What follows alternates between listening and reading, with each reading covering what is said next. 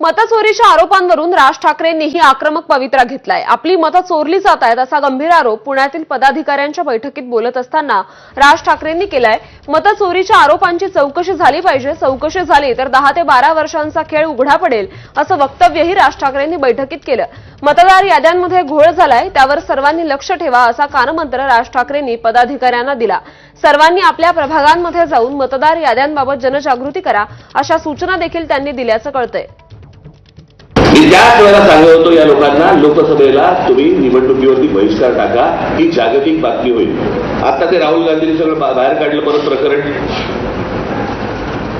मी तेव्हापासून सांगतोय की आपल्याला मतदान होत नाहीये हे तुम्ही समजू नका। मतांमध्ये गडबड आहे, आपली मतं चोरली जात आहेत, पलटी आत्मे टाकली जात आहेत आणि तुम्हाला सतत पराभवाला सामोरं जावं लागतंय।